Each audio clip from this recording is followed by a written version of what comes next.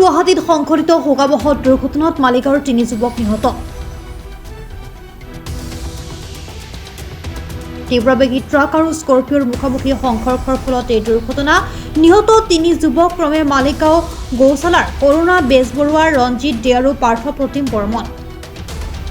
কিছু সময় পূৰ্বে 3 গৰাকীৰে নিথৰ দেহ অনা হয় মালিগাঁৱলৈ। 3জনকৈ লোকক অকালতে হেৰুৱাই মৰ্মাহত অঞ্চলবাসী।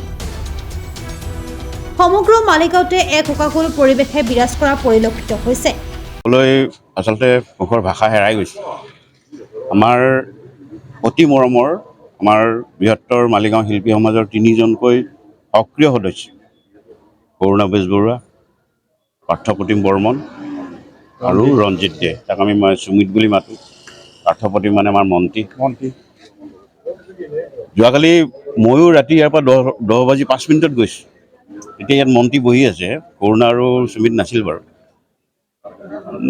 মানে ভাবিব নোৱাৰোঁ, আমাৰ ক্লাবটোৰ ইতিমধ্যে আমাৰ 5জনকৈ সদস্য এই অলপ দিনৰ ভিতৰতে এই সংসাৰৰ পৰা বিদায় লৈছে। কিনো কম, মানে ইমান এক্টিভ আছিল। মানে মই এতিয়া জীৱনত যদি কেতিয়াবা কালেকশ্যন কৰিব যাওঁ, আমাৰ পাণ্ডু বিহুৰ হওক ইয়াৰ হওক, মোৰ সদায় পাৰ্থপ্ৰতিম মানে মন্ত্ৰীলৈ মনত পৰিব। সদায় সি বহীখন আগত হাতত লৈ যায়। এইকেইদিন সদায় তাৰ লগত কালেকশ্যন কৰি আছিলোঁ। আমাৰ যিহেতু বিহুখন আছে 31 তাৰিখ, আমি চবেই সঁচাকৈ বহুত ম্ৰিয়মান হৈ পৰিছোঁ। ভাবিব নোৱাৰা এটা ঘটনা। মই 3জনৰে বিদেহী আত্মাৰ শান্তি কামনা কৰিছোঁ আৰু পৰিয়ালবৰ্গলৈ সমবেদনা জ্ঞাপন কৰিছোঁ। আৰু এনেকুৱা ঘটনা নহওক, অন্ততঃ এনেদৰে উঠি অহা যুৱক, ডেকা ল'ৰা আৰু এনেকুৱা ঘটনা নহওক, মই ভগৱানৰ ওচৰত প্ৰাৰ্থনা জনাইছোঁ। নিহত যুৱক 3গৰাকীৰ নশ্বৰ দেহত শেষ শ্ৰদ্ধাঞ্জলি কৰে অজস্ৰ লোকে। ৰাজহুৱা শ্ৰদ্ধাঞ্জলিৰ পাছতে ভূতনাথ শ্মশানত কৰা হ'ব শেষকৃত্য। এনেকুৱা ডেকা বয়সত 3গৰাকী যুৱক আজি হঠাতে মৃত্যুবৰণ কৰিলে, যাৰ কাৰণে আমি ক'ব মানে দুখত ম্ৰিয়মান হৈ আছোঁ। একো শব্দ মোৰ মানে আহাই নাই, কি যে ক'ম। ভাবি পেলাই বহুত বেয়া লাগিছে, বহুত দুখ লাগিছে। আচলতে এনেকুৱা ধৰণৰ আকস্মিক মৃত্যু কল্পনাই কৰা নাযায়। শিল্পী সমাজৰ সক্ৰিয় সদস্য আছে বুলি গম পাওঁ।